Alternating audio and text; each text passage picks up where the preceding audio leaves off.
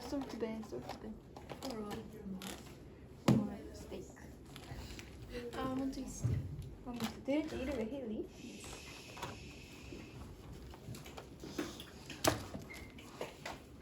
Alright, we're gonna read The Devil and Tom Walker. Have you guys ever read this before? No. No? It is your assigned reading for this week. There are 5 pages. We'll go through it a little bit and we'll talk about it, okay? Everyone good with that? Alright, everybody got their notes? Okay. So let's start with the first one. Who doesn't read the first part?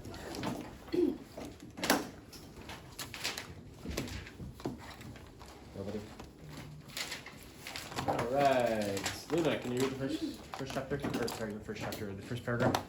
A few miles from Boston, in Massachusetts, there is a deep inlet winding several miles into the interior of the country from Charles Bay and terminating in a thickly wooded swamp or morass. And one of this inlet is a beautiful dark grove. In the opposite side, the land rises abruptly from the water's edge into a high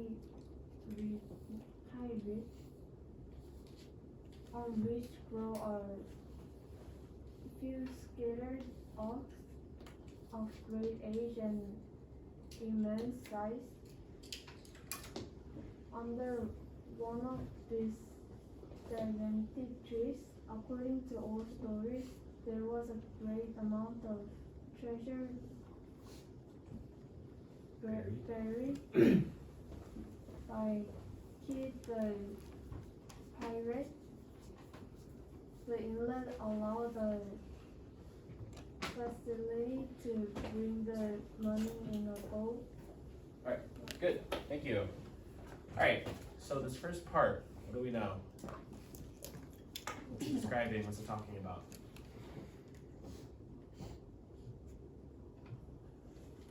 A few miles from Boston, in Massachusetts. You guys know Mr. Andrew? Where's he from? He's from Massachusetts, right? Okay, so this is where he lives. Or lived. I don't know where he's from. In a deep inlet. You guys know what a deep inlet is? What is an inlet? Anyone? It's probably not a word that you guys know. If you do, you probably know it in Korean. But I think visual representation is really important, so I will show you.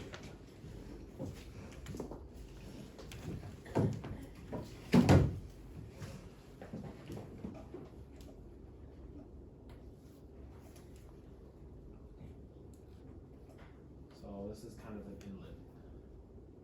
inlet. Like this. Okay? You know, like pirate ships, they go here so they don't get seen on the ocean. Yeah? Does everyone understand? I need some feedback, guys. Yes. Yes, okay. Alright. So it's a deep inlet, so like we saw, that is winding for several miles into the interior of the country from Charles Bay. Okay? So far? It's like a very deep river that goes into the middle of land. It terminates, so it stops in a thickly wooded swamp, right? So the water turns into a swamp. On one side of the inlet is a beautiful dark grove. On the opposite side, the land rises abruptly. Abruptly is like suddenly. Okay, so it's probably like a cliff. From the water's edge into a high ridge is like a cliffside, on which grows a few scattered oaks of great age and immense size. So very, very large and old trees, very thick. Okay? According to old stories, there was a great amount of treasure buried by Kidd the pirate. The inlet allowed facility to bring the money in a boat secretly and at night. Okay, so if you guys are imagining, it's like an old pirate story that is being told by, someone who's voicing it, where it's like there's treasure hidden somewhere in this area. Okay, there's also one in California. Has anyone been to California before? In Los Angeles? No, great. There's another one. It's called Vasquez Rocks. Vasquez is a bandit who robbed banks, and he supposedly deposited his gold and money in these rocks in the middle of like a wasteland kind of thing. And so lots and lots and lots of people were searching for that, but to this day, no one has found it. Okay. Who wants to read the next part? Ryan, you're up. Secretly in that night to the very foot of the hill, the elevation of the place permitted a good lookouts to be kept that no one was at hand. All the remarkable trees formed good landmarks by which the place might easily be found. The old stories add, moreover, that the devil resided at the hiding of the money and took it under his guardianship. But this, it is well known, he always does with buried treasure, particularly when it has been ill-gotten. Be that as it may, Kit never returned to recover his wealth, being shortly after seized at Boston, sent out to England, and there hanged for a pirate. Okay. So you guys are all familiar with One Piece, right? It sounds like a One Piece story. Gold Roger hid his gold, and the pirates are looking for it, the One Piece, but he was hanged, right? Okay. All right. About the year 1727, just at the time the earthquakes were prevalent in New England and shook many tall sinners down upon their knees, there lived near a place a meager, miserly fellow by the name of Tom Walker. He had a wife as miserly as him. They were so miserly that they even conspired to cheat each other. Whatever the woman could lay her hands on, she hid away. A hen could not cackle, but she was on the alert to secure the new laid egg. Her husband was continually prying about to detect her secret hoards, and many and fierce were the conflicts that took place about what ought to have been common property. So what kind of relationship do the married couple have? Wow, you guys are really not talkative today. Ashley, what kind of relationship do they have?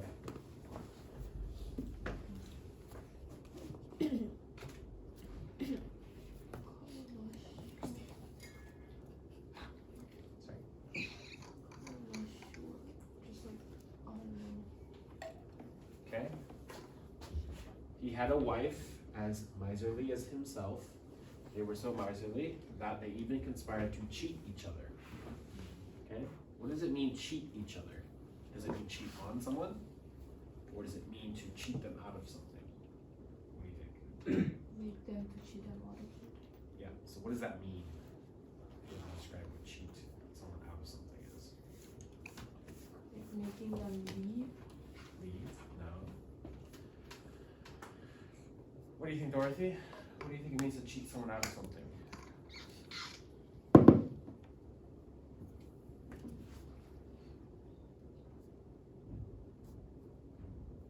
Not sure? Dana, what do you think? Are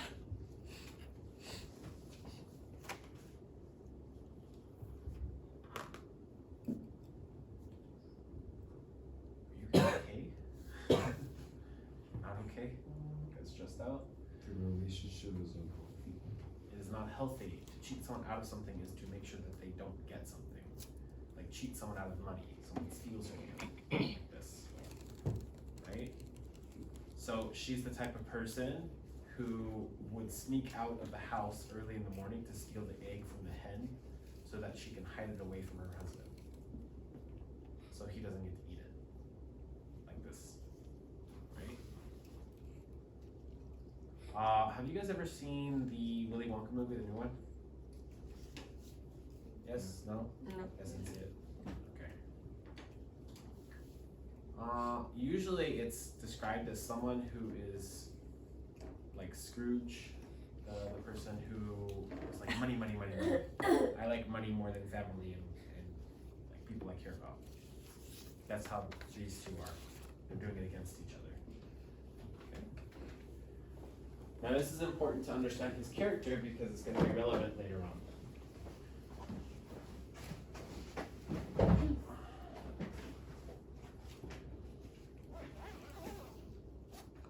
Alright. Let's read the next part, starting from here. Alright, Diane, you're up. They lived in a forlorn-looking house that stood alone in an era of starvation. A few straggling savin trees, emblems of sterility, grew near it. No smoke ever curled from its chimney, and no traveler stopped at its doors. A miserable house whose ribs were as articulate as the bars of a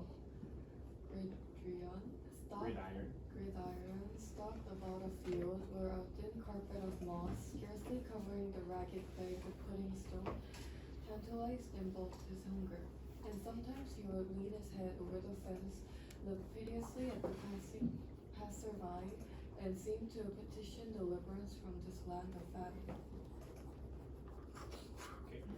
So I want you guys to take a look at this real quick. So a miserable horse whose ribs were as articulate as the bars of a gridiron. Do you guys know what this means? This gives a very unique visual representation of what the horse looks like. So understanding this part of the text is really important for you guys to understand the visual representation. So this is called a gridiron. Looks like this. So you can imagine what his ribs look like, right? What does it look like? Very thin. You can see the ribs, right? Alright. Stalked about a field where a thin carpet of moss, scarcely covering the ragged beds of pudding stone, tantalized and balked his hunger. Okay? What's a carpet? You guys know what carpet is? You should know what carpet is. We have one in the room. Okay? So now you guys can see how these are metaphors to articulate some aspect that we want to think about in our mind's eye. So just keep that in mind, okay? All right. So what does this mean? What does this part mean? Forlorn-looking house that stood alone, era of starvation. What is this showing us about the people? Daisy, what do you think?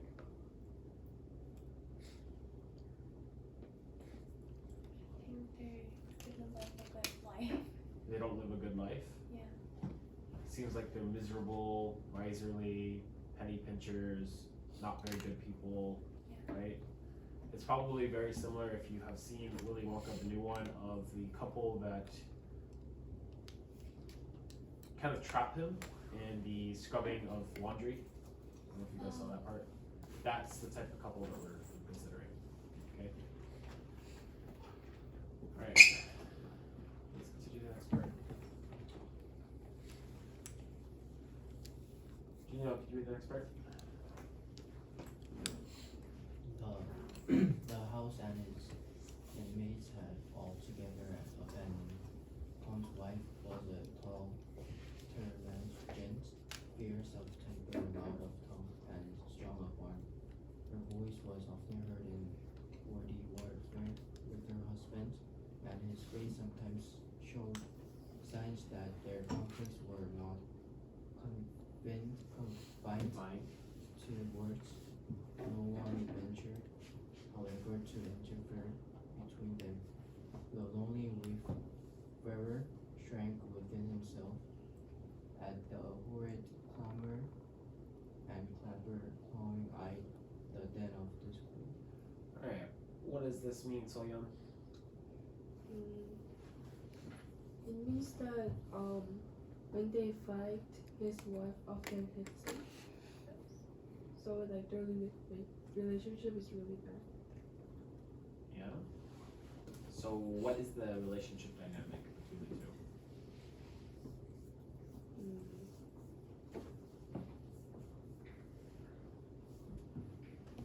What do you think? It's the husband and the wife, and we describe her as what?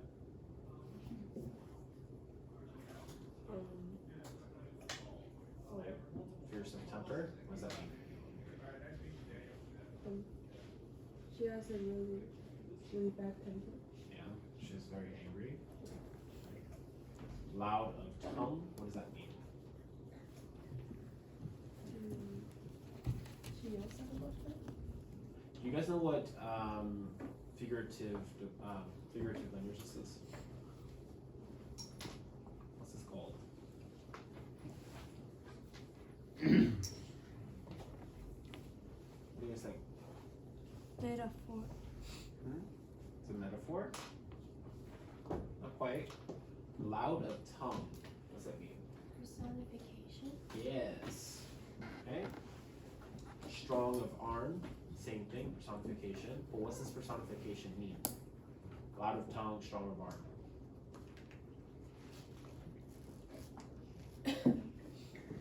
What do you think, Sarah? Where's Sarah? Hi, Sarah. What is loud of tongue and strong of arm? Yelling and hitting. Quite. Loud of tongue. Someone who has a loud tongue is someone who talks a lot, right? And talks very loudly. So someone who's very angry, belligerent, talks a lot. What's strong of arm mean? Hitting. Not hitting.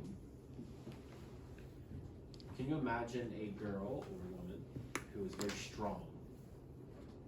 What does she look like in your eye?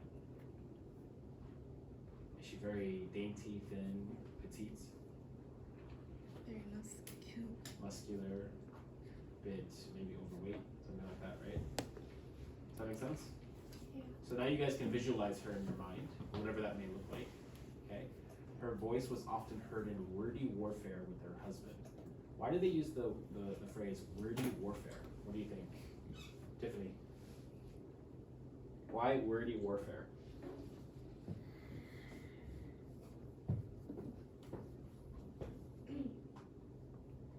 I don't know.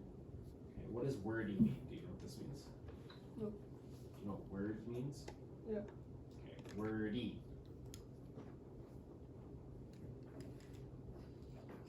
Does anyone know what the Y does to a word? It means it's very of that. Okay? So they use a lot of words in this warfare. And warfare is what, Daisy? An argument. Could be, yeah. It could be a fight, right? War is fighting with each other, but with the premise to win or to destroy the enemy, right? It's different than a conflict or argument, right? So she's trying to destroy him with her words. So maybe like telling him he's dumb or stupid or weak or good for nothing, something like this. Okay, so that is the intent. It's with malicious intent. With her husband. And his face sometimes showed signs that their conflicts were not confined to words. Now what does this say to us without actually saying it? What does it show us? What do you think, Selena?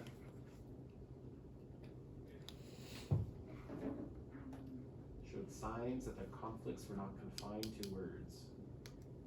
It should like you're not looking. It means like they're not good. Decently. Okay, let's define it. Conflicts. What's conflict mean? Like Fight. Okay, and not confined. Do you it's know not. what this means? Yeah. Okay, in 2 words. So what does it overall mean, the sentence?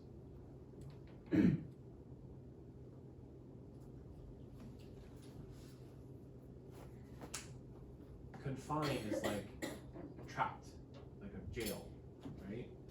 So their conflict is not confined to words, means that she beats him. Okay? Could be with a stick, could be with her hands, friends, but she beats him and yells at him and calls him names. So physically, emotionally, mentally abusing this guy. Okay? Yeah. Alright. No one ventured, however, to interfere between them. So no one stepped in to stop their fights. The lonely wayfarer shrank within himself at the horrid clamor and clapper clawing eyed the den of discord. So people were scared of her. She was kind of a menace to society, people thought, and they didn't want to get step into it, or they'll get hit. Something like that. Okay. Right. Askinson hurried on his way, rejoicing at the bachelor and his celibacy. Okay. Alright. Who wants to read this part?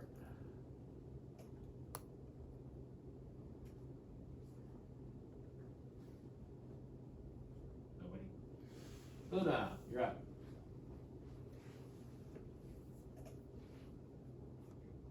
One day when Tom Walker had been to a distant part of the neighborhood, he considered a shortcut somewhere Homeward. homeward through the swamp. Like most shortcuts, it was an ill-chosen route. The swamp was thickly grown with great gloomy pines and hemlocks, some of them 90 feet high, which made it dark at noonday and a retreat for all the owls of the neighborhood. Okay. Jinjae, can you read the next part? It was full of fish and all were Quagmires.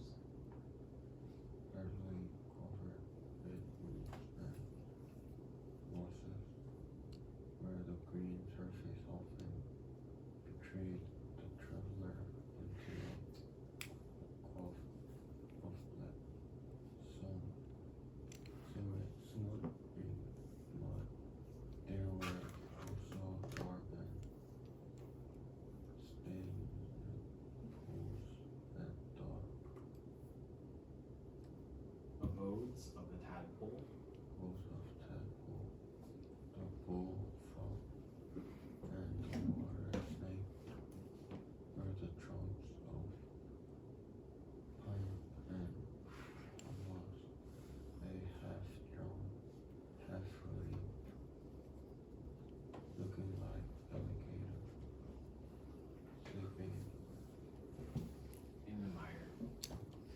Okay, so what is it describing? This is showing essentially what it looks like, the ambience, the mood, the theme of where he's at and what it wants the reader to think about as we're going through the story.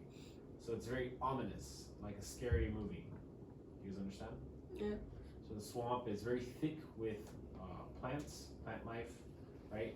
The pines are very dark and they're hanging. They look like you would see in scary movies, right? Okay. Hemlocks are poisonous, okay, and some of them 90 feet tall, which make dark at noonday. So even though the sun is out underneath these trees, it is dark. Now this is why there's a swamp underneath, right? Because the sun is not able to evaporate the water in the mud, which causes this, okay? Okay, so the owls were awake, essentially. This was full of pits and quagmires. Quagmires are essentially like quicksand, but it's with mud, okay? So when you step into it, your foot sinks down, and it keeps sucking you down until you die, essentially, okay? All right, they're covered with weeds and moss, where green surface often betrayed the traveler into a gulf of black, smothering mud. So if you step on this green moss, you slip into the quagmire and you die. Make sense? That's why it says betrays the traveler. Okay? There's also dark and stagnant pools, the abode of the tadpole. You guys know what a tadpole is? Sarah, what's a tadpole? Before frog. It's the frog. Okay. The bullfrog and the water snake. Okay. Where the trunks of pine and hemlocks lay half drowned, half rotting, looking like alligators sleeping in the mire. So how do the trees look in the mire? What do they look like? What's the tree doing? What do you think, Diane? What's the tree look like? Is it standing tall?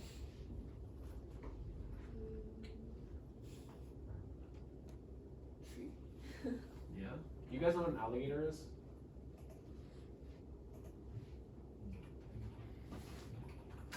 If you don't, this is an alligator. Okay? When they are in the water, they kind of look like this, right? So the the story is telling us that the trees are fallen over and they're laying in the mire, right? They look like alligators. Okay. Ashley, can you read the next part? He had long been picking his way cautiously through this Treacherous. treacherous forest, stepping from tuft to tuft of rushes and roots, which afforded precarious footholds among deep sod, or pacing carefully, like a cat, along the prostrate trunks of trees, startled now and then by the sudden screaming of the bittern, or the quacking of a wild dog rising on the wing from some solitary pool. At length he arrived at a firm piece of ground which ran like a peninsula into the deep bosom of the swamp. It had been one of the strongholds of the Indians during the wars with the first colonists. Here they had drawn up a kind of fort which they had looked upon almost impregnable, and had used as a place of refuge for their squaws and children. Nothing remained from the old Indian fort but a few embankments, gradually sinking to the level of the surrounding earth and already overgrown in part of oaks and other forest trees, the foliage of which formed a contrast to the dark pines and hemlocks of the swamps. Good, thank you. Alright, so he's essentially hopping from one solid ground to another solid ground, and he makes his way to a part where it's all solid ground, like a peninsula. You guys are familiar with the word peninsula, right? Okay, it's a piece of land that's attached to the main body, but is surrounded by three sides of water. Okay, and on this peninsula there is a fort, right? But the embankments are slowly falling into the water. Do you guys know what an embankment is? This is a pretty technical term.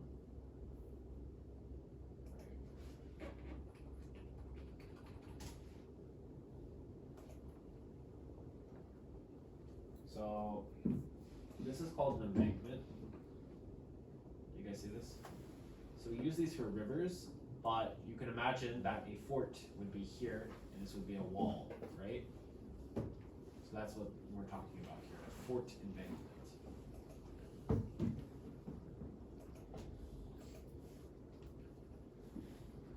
Okay. Alright, any questions on this? Okay. So now we have set ourselves up for kind of this really interesting story of what's going to happen next between the character and whatever the antagonist is going to be. Okay? Alright. It was late in the dusk of evening when Tom Walker reached the old fort, and he paused there a while to rest himself. Anyone but he would have felt unwilling to linger in this lonely, melancholy place for the common people had a bad opinion of it, from the stories handed down from the times of the Indian Wars, when it was asserted that the savages held incantations here and made sacrifices to the evil spirit. And so it's essentially a haunted fort, and everybody's trying to avoid it, but because he is trying to avoid his abusive wife, he is okay with being here, essentially. Okay. Tom Walker, however, was not a man to be troubled with any fears of the kind. He reposed himself for some time on the trunk of a fallen hemlock, listening to the boding cry of the tree toad, and delving with his walking staff into the mound of black mold at his feet. As he turned up the soil, unconsciously his staff struck against something hard. He raked it out of the vegetable mold, and lo, a cloven skull with an Indian tomahawk buried deep inside it. So it's a skull that is covered in like moss and whatnot with a tomahawk stuck in it. Do you guys know what a tomahawk is? Do you guys know what a tomahawk steak is? Tomahawk steak is named after a tomahawk.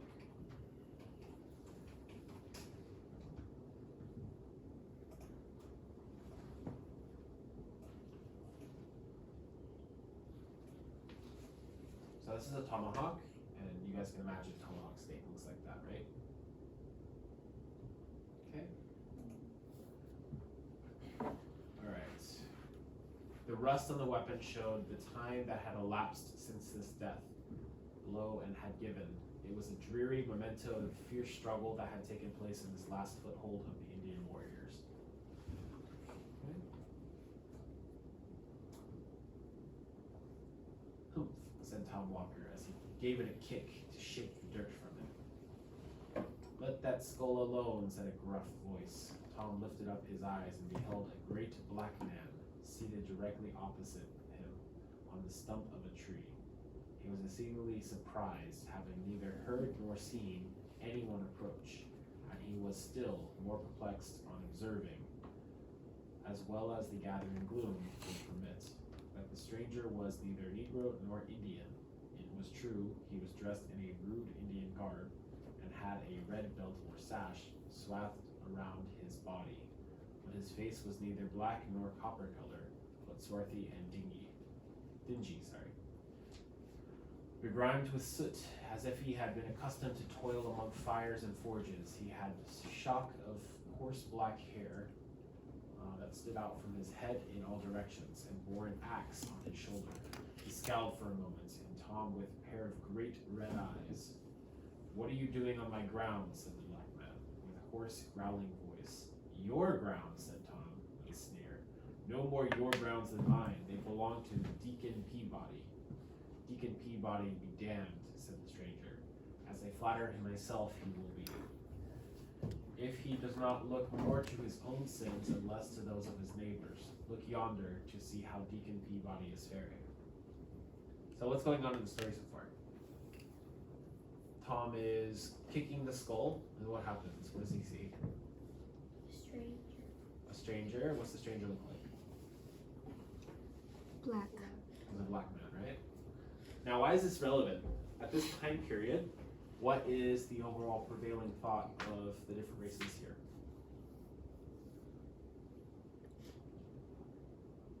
Slave, right? Does that give us a perspective on how he views this guy? Probably thinks he's beneath them, right? Even though he's maybe or maybe not. Okay? Alright. And then what else? Tom says what? Yeah. Can I go blow my nose? Sorry? Can I go blow my nose? Yes. Can't. What is happening, man?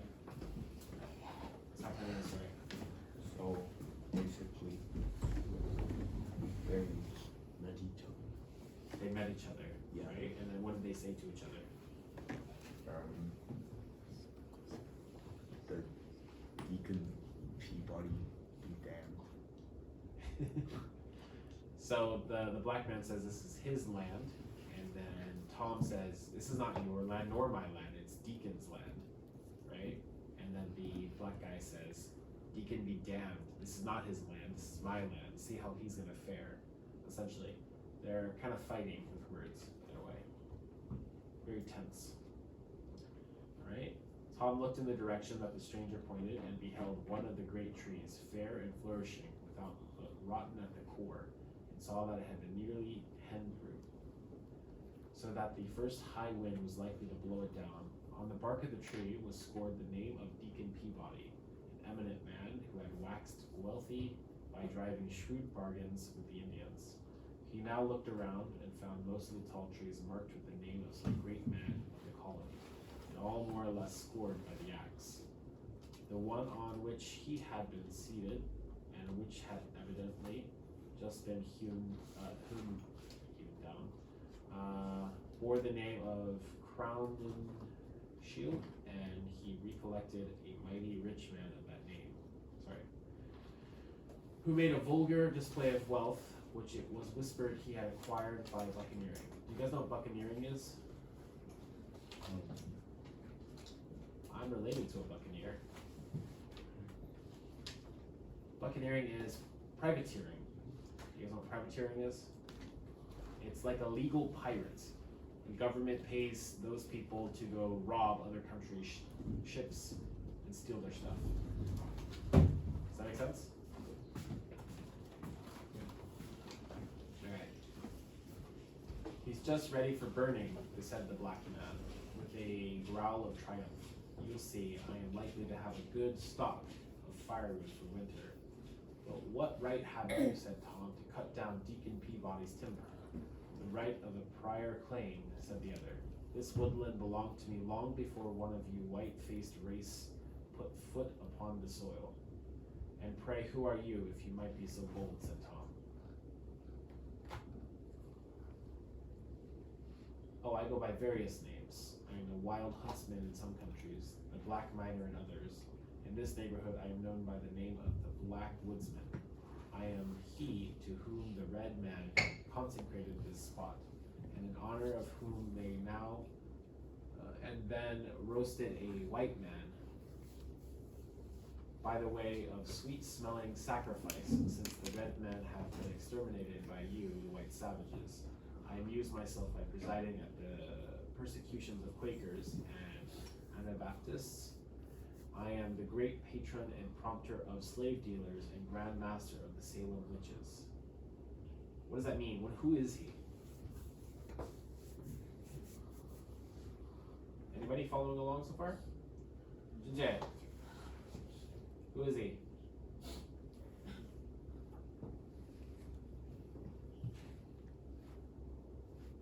Don't sleep, okay? Ashley, who is he? Who is the black man?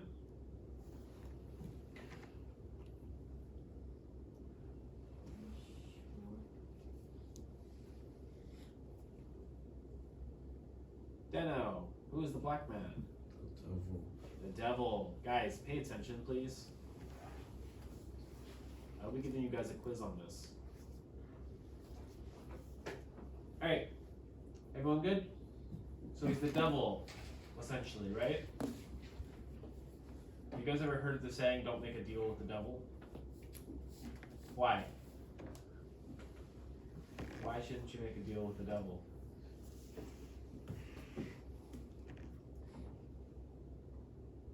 Deceives you. Yeah, could be. Right. Alright. The upshot of all, which is that, if I mistake not, said Tom sturdily, you are he commonly called Old Scratch. The same, at your service, replied the black man with a half-civil nod. Such was the opening of this interview according to the old story. Though it almost too familiar an air to be credited, one would think that to meet with such a singular personage in this wild, lonely place would have shaken any man's nerves. But Tom was a hard-minded fellow, not easily daunted, and he had lived so long with a termagant wife that he did not even fear the devil. Right? Would you guys be scared if you met the devil in the middle of a swamp? Yes. Probably, right? It is said that after this commencement, They had a long and earnest conversation together. As Tom returned homeward, the black man told him of great sums of money buried by Kidd the pirate under the oak trees on the high ridge, not far from the morass. All of these were under his command and protected by his power, so that none could find them, but such a propagated his favor. These he offered to place within Tom Walker's reach, having conceived an especial kindness for him, but they were to be had only on certain conditions. What these conditions were may be easily surmised, though Tom never disclosed them publicly. They must have been very hard, for he required time to think of them. He was not a man to stick at trifles when money was in view. When they had reached the edge of the swamp, the stranger paused. "What proof have I that all you have been telling me is true?" said Tom. "There's my signature," said the black man, pressing his finger on Tom's forehead. So saying, he turned off among the thickets of the swamp, and seemed, as Tom said, to go down, down, down into the earth, until nothing but his head and shoulders could be seen, and so on until he totally disappeared. Okay, so finger on the forehead. Why? What does that mean?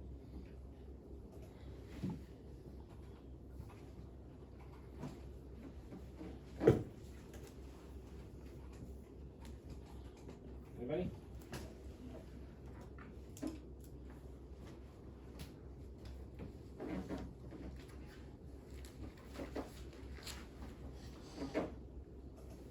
Why is the forehead important here? Okay, maybe you guys don't know. That's fine. So we're kind of covering a lot of the religious aspect that early America covered, right? And so it has a lot of stuff from Christian Bible. Does that make sense? So the sign of the beast, which is the devil, is the right hand in the forehead. And it's usually the number 666. You guys know that one, right? Okay. Touching the forehead, what shows up? 666, right? It's the mark of the beast. Does that make sense? So it has some cultural significance, but if you guys didn't know that, that's why.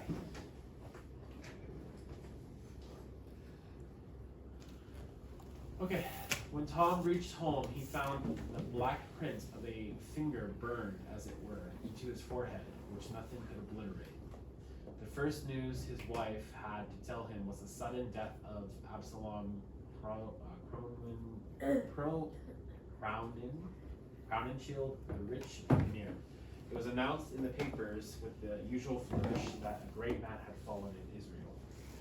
Tom recollected the tree which his black friend had just hewn down, and which was ready for burning. The freebooter roast, said Tom. Who cares? He now felt convinced that all he had heard and seen was no illusion.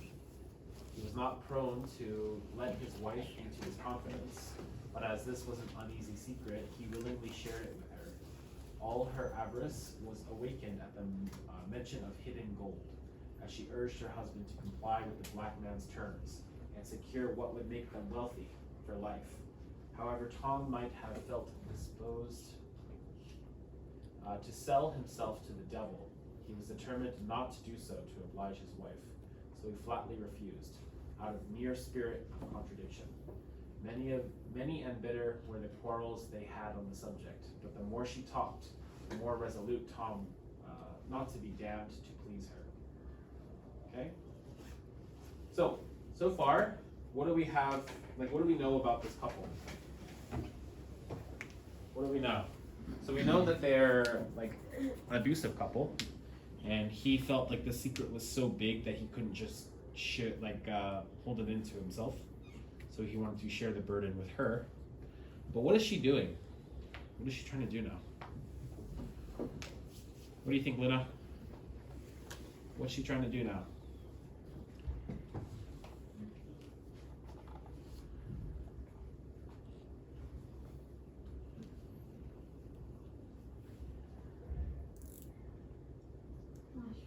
Not sure? What do you think, Ashley? What is she trying to do? Encourage him to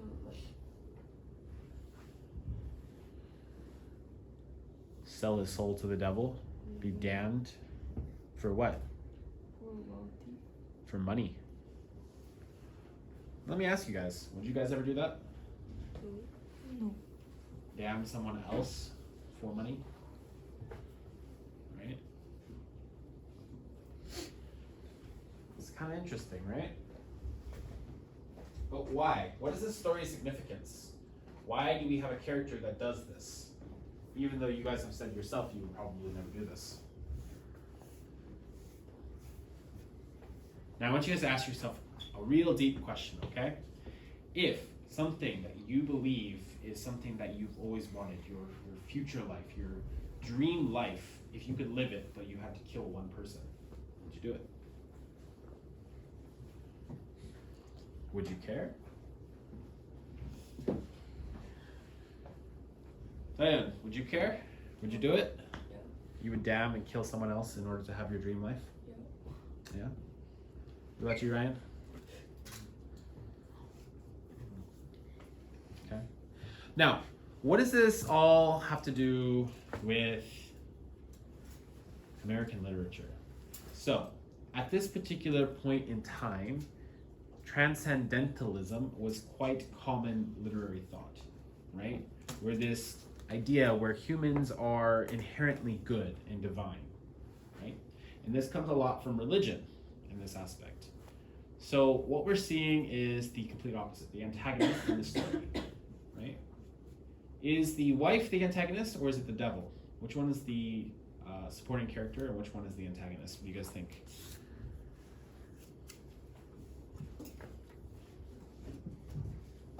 Or is it neither, and is it just the idea of the concept of greed? Do you guys think humans are inherently greedy creatures? We're greedy? Okay, interesting. Very interesting perspective. All right, any questions? Okay, so your reading is to read the rest of the story by Friday, and then you guys are going to take a test on transcendentalism and the story, okay? So make sure you guys understand it and read it. Do we have